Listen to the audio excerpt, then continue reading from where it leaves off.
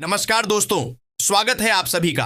आप देख रहे हैं ग्राम पंचायत जिला क्षेत्र बिहार राज्य की सुर्खियां। जुड़े रहिए ताजा और बड़े खबरों के साथ। केंद्र सरकार और बिहार के मुख्यमंत्री श्री नीतीश कुमार जी ने 2026 में कौन कौन सी बड़ी योजना और नए नियम लागू किए हैं। 1 करोड़ युवाओं को सरकारी नौकरी देने के लिए ठोस कदम को आगे बढ़ा दिए हैं। गरीबों को 3.5 लाख रुपए का पक्का मकान देने का वायदा को पूरा करने जा रहे हैं। महिलाओं के बैंक खाते में 2 लाख रुपए डीबीटी द्वारा ट्रांसफर करने का दिन तारीख बन चुका है। यह सभी योजना और नए नियम के बारे में एक एक करके विस्तार से। तो दोस्तों, वीडियो को सब्सक्राइब कीजिए और चैनल को एक लाइक कर दीजिए। साथ ही कमेंट करके बताइए कि यह वीडियो आप कहां से देख रहे हैं। साथ ही साथ अगली बड़ी खबर।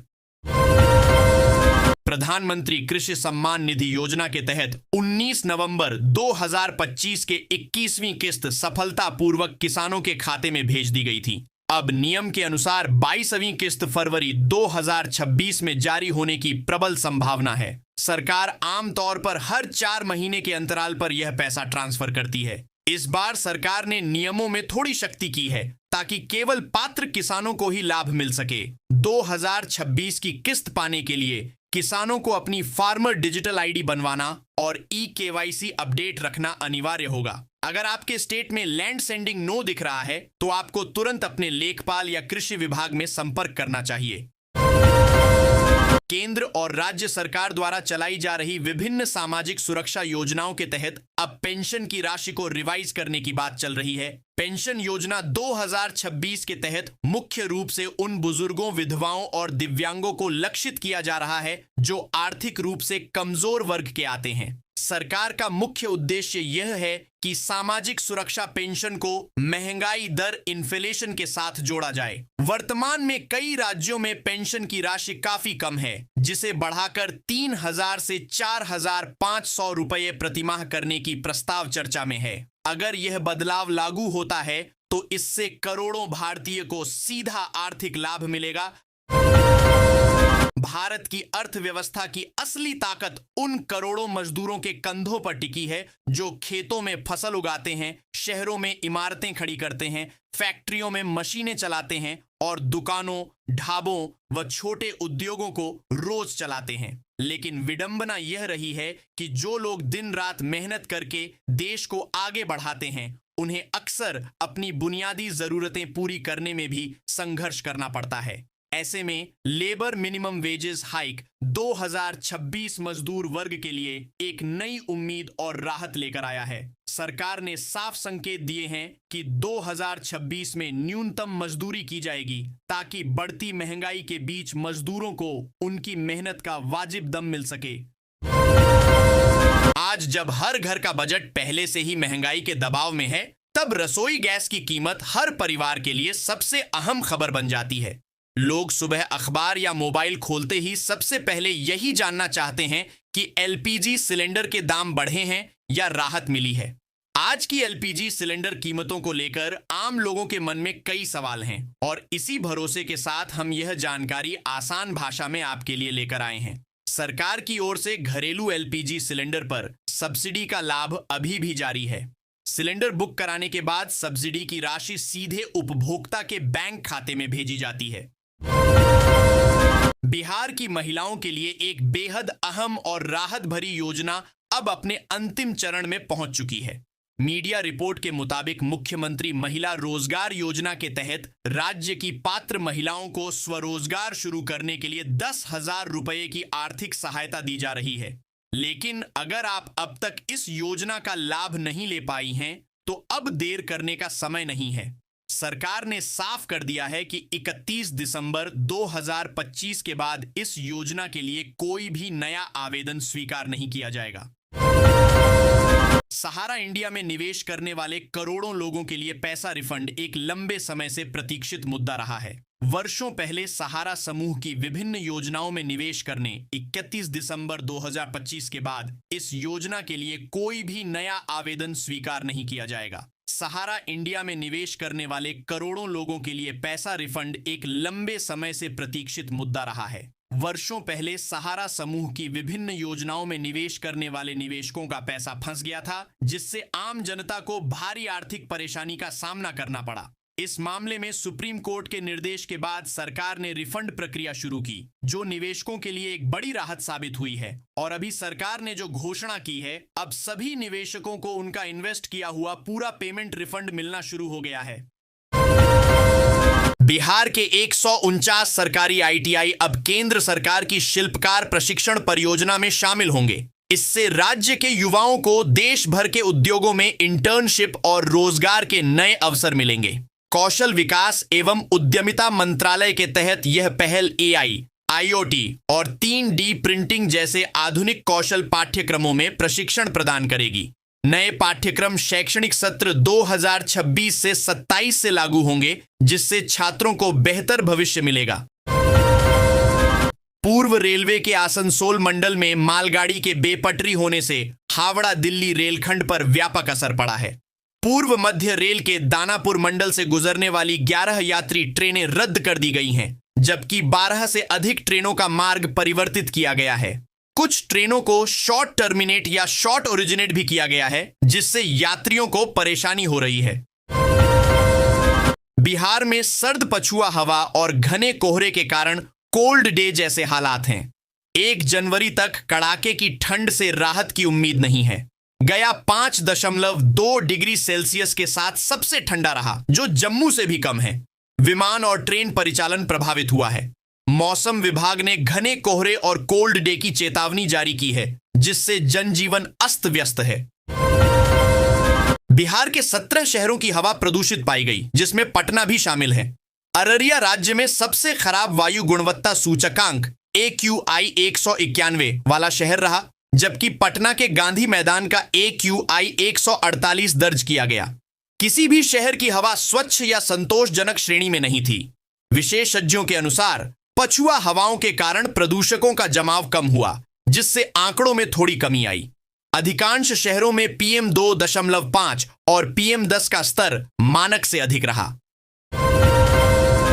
पटना एयरपोर्ट पर शनिवार को ठंड और कोहरे के कारण हवाई परिचालन आंशिक रूप से प्रभावित रहा। कुल 23 उड़ानें, जिनमें 13 आगमन और 10 प्रस्थान वाली थीं, 1 से 2 घंटे की देरी से संचालित हुईं। दिल्ली, बेंगलुरु, रांची, चंडीगढ़, लखनऊ, मुंबई, हैदराबाद और चेन्नई जैसे शहरों से आने जाने वाली उड़ानें प्रभावित हुईं। हालांकि कोई भी उड़ान रद्द नहीं की गई। उप मुख्यमंत्री सम्राट चौधरी ने मुंगेर के भीम बांध को वैश्विक पर्यटन मानचित्र पर लाने की घोषणा की है। 500 करोड़ रुपए की पब्लिक प्राइवेट पार्टनरशिप PPP योजना के तहत 54 किलोमीटर ट्रैक और कॉटेज बनेंगे। उन्होंने कहा कि इसका उद्देश्य भीम बांध को दुनिया से जोड़ना, रोजगार सृजित करना और युवाओं के कौशल का विकास करना है। चौधरी ने अपराधियों को समाज से साफ करने की भी चेतावनी दी। नए साल यानी 1 जनवरी से ट्रेनों के संचालन समय में बदलाव किया गया है। यह निर्णय ट्रेनों के तय समय पर परिचालन और यात्रियों की सुविधा के लिए लिया गया है। पूर्वी रेलवे के CPRO के अनुसार 10 से 30 मिनट तक का परिवर्तन हुआ है।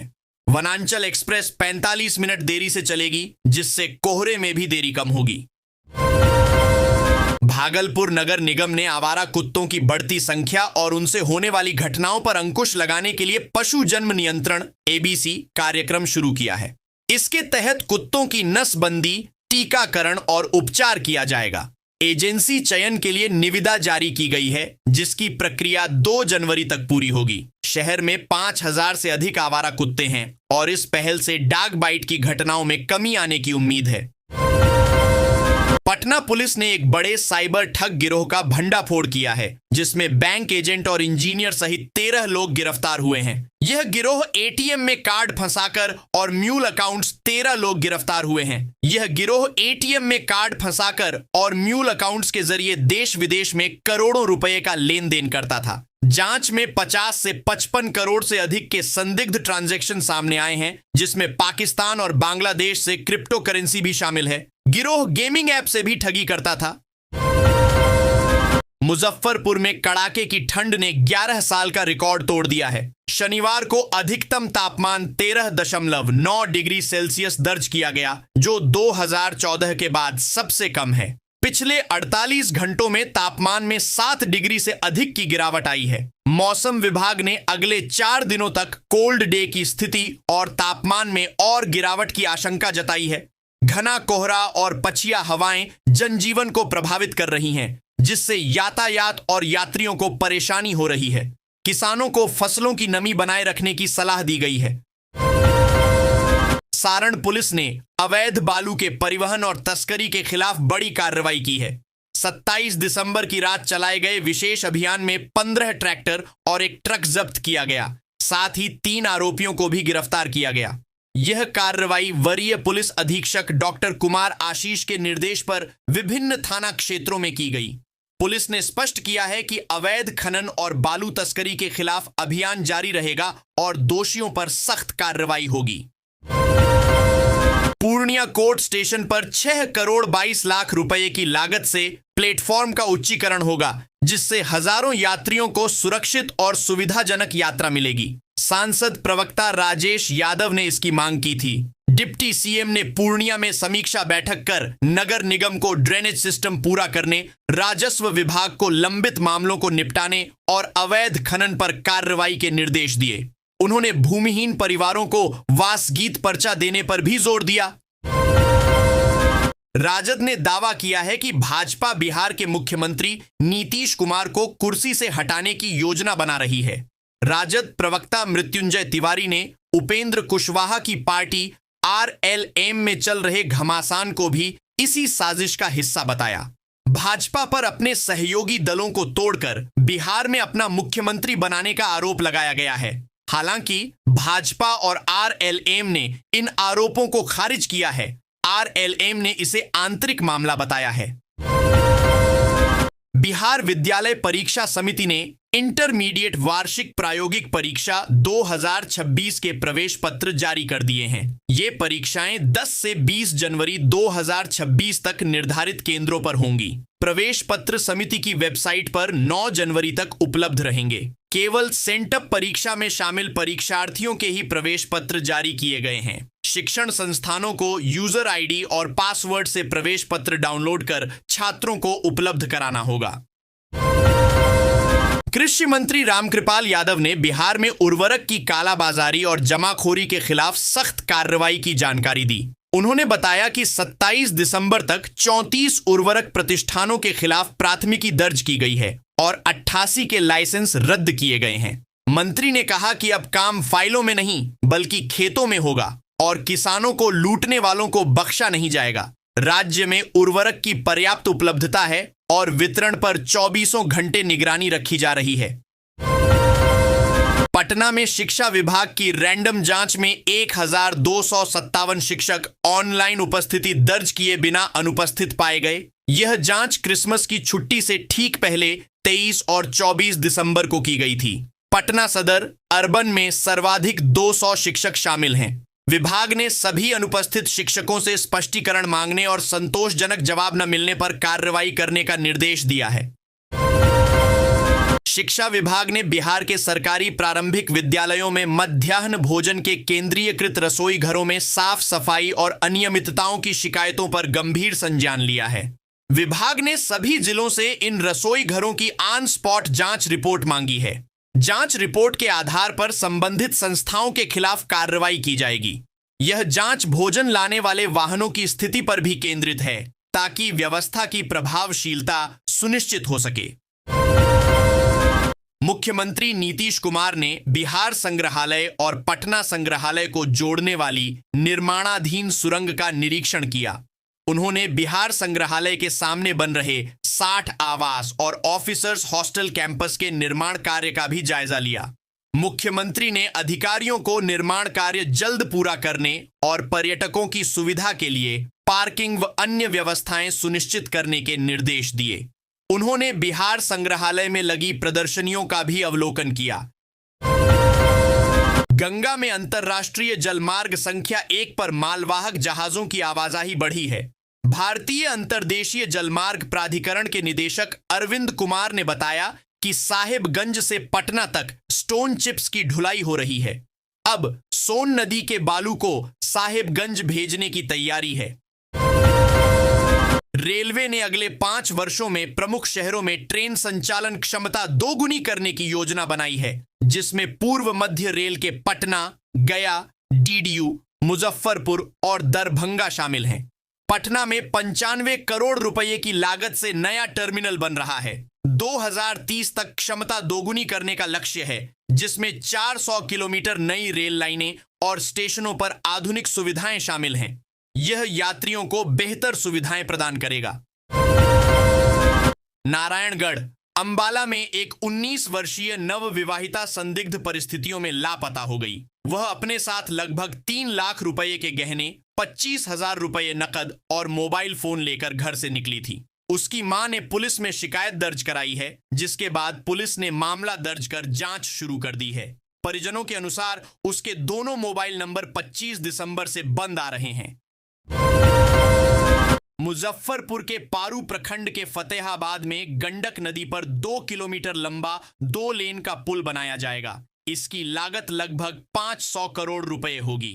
राज्य कैबिनेट की मंजूरी के बाद पुल निर्माण विभाग ने भूमि अधिग्रहण का सर्वेक्षण शुरू कर दिया है।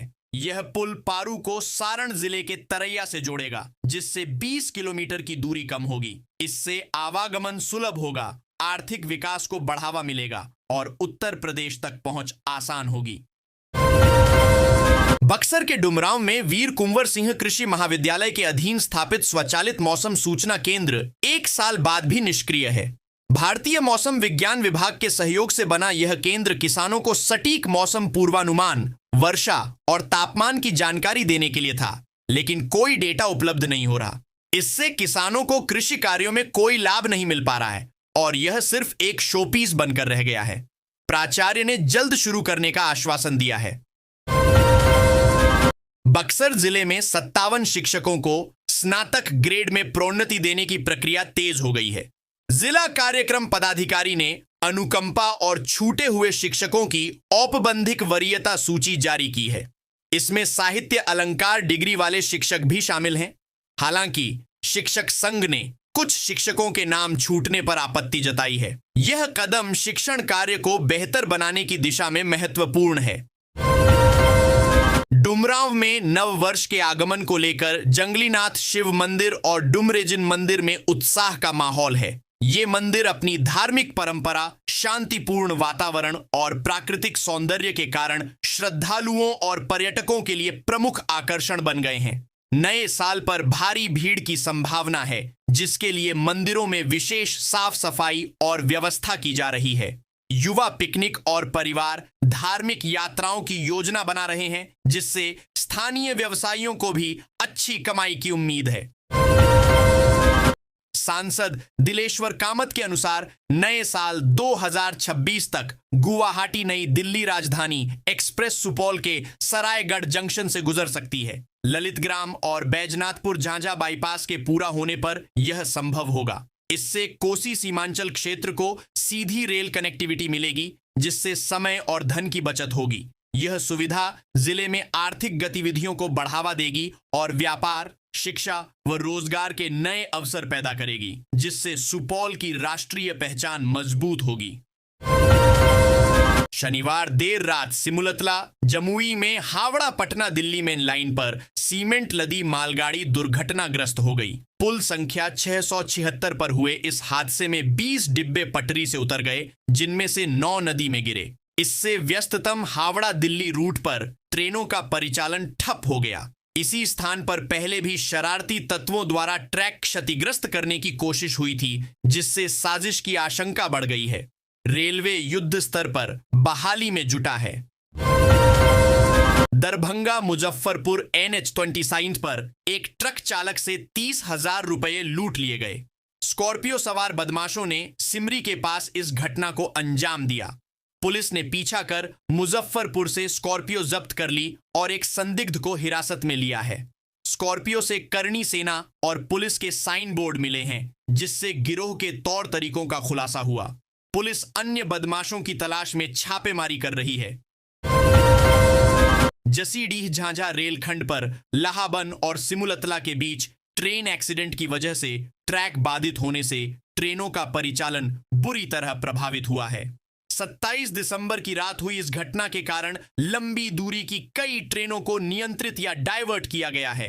रेलवे ने यात्रियों की सुविधा के लिए हेल्पलाइन नंबर जारी किए हैं और युद्ध स्तर पर सुधार कार्य जारी है। वरिष्ठ अधिकारी मौके पर कैंप कर रहे हैं। मदनपुर औरंगाबाद का उमगा पहाड़ नए साल पर पिकनिक और धार्मिक महत्व का केंद्र है। यह ऐतिहासिक स्थल 52 मंदिरों की श्रृंखला, सूर्य मंदिर और प्राचीन मूर्तियों के लिए प्रसिद्ध है। यहां साल भर पानी रहने वाला जलकुंड भी है। पर्यटक प्रकृति की मनोरम छटा और आस्था का अनुभव करने आते हैं, जिससे इस वर्ष सैलानियों की संख्या बढ़ने की उम्मीद है। मुख्यमंत्री नीतीश कुमार के बेटे निशांत कुमार की राजनीति में एंट्री की चर्चा तेज है। जदयू से जुड़े मुकुंद सेना ने पटना में 12 घंटे की भूख हड़ताल की, जिसमें निशांत को राजनीति में लाने की मांग की गई। आरएलएम के मंत्री दीपक प्रकाश और जदयू के संजय झा ने भी युवाओं को राजनीति में आने का समर्थन किया है। कार्यकर्ता निशांत को बिहार की बागडोर संभालने योग्य मानते हैं। पुलिस ने नरपतगंज और फुलकाहा थाना क्षेत्रों में 3 टोटो की छिनतई के मामले में 5 अपराधियों को गिरफ्तार किया है। फारबिसगंज एसडीपीओ मुकेश कुमार साहा ने बताया कि सुपौल के संतोष कुमार की निशानदेही पर 4 अन्य आरोपी पकड़े गए। ये अपराधी टोटो भाड़े पर लेकर 100 रुपए की वसूली करते थे। चालकों के साथ मारपीट कर लूटपाट करते थे। पुलिस ने 2 बाइक और लूटे गए 3 टोटो भी बरामद किए हैं। सभी को न्यायिक हिरासत में अररिया जेल भेजा गया है।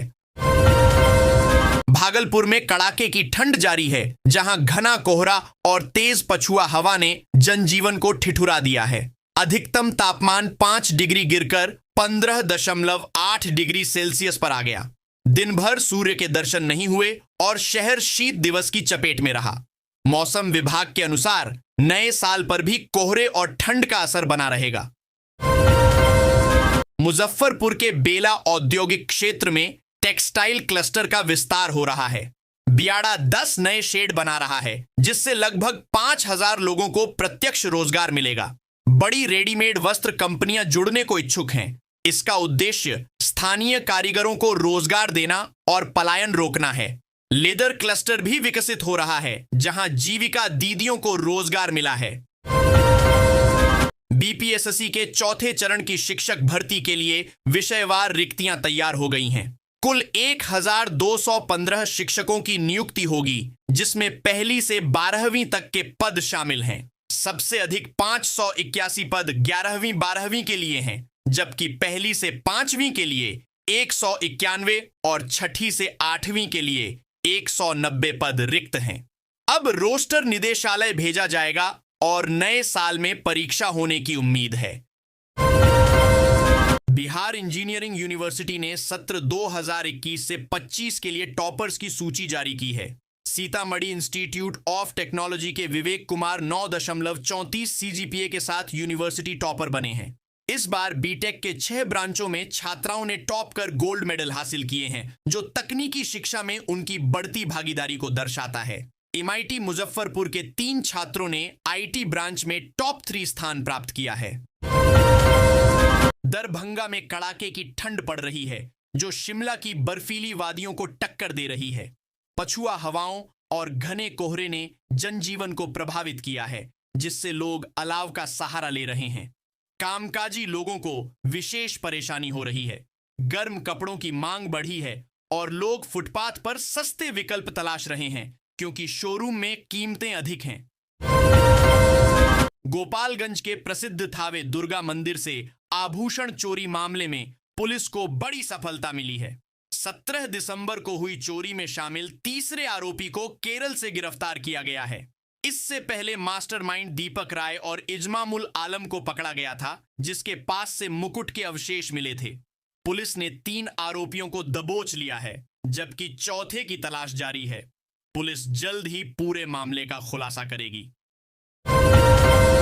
गोपालगंज के बैकुंठपुर प्रखंड के रेवतित में मुख्यमंत्री खेल विकास योजना के तहत 3,61,00,000 रुपए की लागत से ट्रैक युक्त फुटबॉल स्टेडियम बनेगा। प्रशासनिक स्वीकृति और राशि आवंटन हो चुका है, जल्द ही निर्माण कार्य शुरू होगा। यह स्टेडियम जिले का पहला ट्रैक युक्त फुटबॉल स्टेडियम होगा, जिससे स्थानीय फुटबॉल और एथलेटिक्स खिलाड़ियों को बेहतर अभ्यास सुविधा मिलेगी और खेल प्रतिभाओं का विकास होगा। सिमुलतला के बड़ुआ पुल पर हालिया रेल दुर्घटना ने रेलवे के आधुनिकीकरण के महत्व को उजागर किया। हालांकि यह घटना भयावह थी, लेकिन 2024 में लगाए गए नए आधुनिक गर्डर और मजबूत 60 किलोग्राम पटरियों जैसे संरचनात्मक सुधारों ने एक बड़ी त्रासदी को टाल दिया। विशेषज्ञों का मानना है कि यदि पुराना 1923 का गर्डर और कमजोर पटरियां होती तो परिणाम कहीं अधिक गंभीर होते। अरवल जिले में कुल 852 आंगनबाड़ी केंद्रों में से 607 केंद्र अभी भी किराए के भवनों या निजी आवासों में संचालित हो रहे हैं। इन केंद्रों में शौचालय, पीने का पानी और पर्याप्त जगह जैसी बुनियादी सुविधाओं की कमी है, जिससे बच्चों को परेशानी होती है। सेविकाएं भी घरेलू कामों के कारण बच्चों पर पूरा ध्यान नहीं दे पाती। जमीन उपलब्ध कराने के लिए अधिकारियों द्वारा पत्राचार जारी है। जहानाबाद नगर परिषद ने कचरा निस्तारण के लिए एक निजी कंपनी को टेंडर दिया है। यह कंपनी आधुनिक मशीन से कचरे को 2 उपयोगी भागों में बदल रही है: धूल, सड़क निर्माण में प्रयुक्त, और ठोस पदार्थ, सीमेंट कंपनियों में ईंधन। इससे शहर को गंदगी और प्रदूषण से मुक्ति मिलेगी, साथ ही आर्थिक लाभ भी होगा। यह वैज्ञानिक निपटान कम मजदूरों के साथ संभव है। खगड़िया के कसरैया धार को पर्यटन स्थल के रूप में विकसित करने की योजना है। डीएम नवीन कुमार ने निरीक्षण कर 5 स्टार होटल, वाटर स्पोर्ट्स और एडवेंचर सुविधाओं की घोषणा की। स्वच्छ जल और एनएच से जुड़ाव इसे आकर्षक बनाएगा। दूसरी ओर परबत्ता में गंगा किनारे अवैध खनन जारी है, जिससे राजस्व का नुकसान हो रहा है। प्रशासन कार्रवाई का दावा कर रहा है, लेकिन माफिया सक्रिय हैं। लखीसराय में नए साल में विकास योजनाओं को गति मिलेगी। 2025 में 100 से अधिक सड़कों को प्रशासनिक स्वीकृति मिली है, जिससे आवागमन सुगम होगा। मुख्यमंत्री की प्रगति यात्रा के दौरान घोषित 10 अरब 22 करोड़ की 8 योजनाएं भी धरातल पर उतरेंगी। किऊल नदी पर आरसीसी पुल का निर्माण जारी है। इन परियोजनाओं से जिले में आर्थिक गतिविधियों को बढ़ावा मिलेगा और बुनियादी ढांचा मजबूत होगा। कड़ाके की ठंड और घने कोहरे ने भारत नेपाल रेल सेवा को बुरी तरह प्रभावित किया है। जयनगर से जनकपुर जाने वाली ट्रेनों में यात्रियों की संख्या में भारी गिरावट आई है। जहां पहले प्रतिदिन 500 से 1000 यात्री सफर करते थे, वहीं अब यह संख्या घटकर लगभग 300 रह गई है। लोग भीषण सर्दी के कारण यात्रा करने से कतरा रहे हैं, जिससे रेलवे स्टेशन और बाजार वीरान दिख रहे हैं। नगर पंचायत द्वारा अलाव की व्यवस्था भी नाकाफी साबित हो रही है। मुंगेर के हवेली खड़गपुर में पुलिस महानिदेशक विनय कुमार की उपस्थिति में 3 प्रमुख माओवादियों ने आत्मसमर्पण किया। इनमें जोनल कमांडर नारायण कोड़ा, सब जोनल कमांडर बहादुर कोड़ा और सक्रिय सदस्य विनोद कोड़ा शामिल हैं। इन पर लाखों का इनाम था और कई मामले दर्ज थे। सरकार इन्हें पुनर्वास पैकेज के तहत वित्तीय सहायता, जमीन और अन्य सुविधाएं प्रदान करेगी। डीजीपी ने बिहार में माओवाद उन्मूलन में हुई प्रगति पर प्रकाश डाला। पूर्णिया के बनमनखी में विहिप द्वारा आयोजित स्वामी श्रद्धानंद बलिदान दिवस पर 19 परिवारों के 108 सदस्यों ने ईसाई धर्म छोड़कर हिंदू धर्म में घर वापसी की।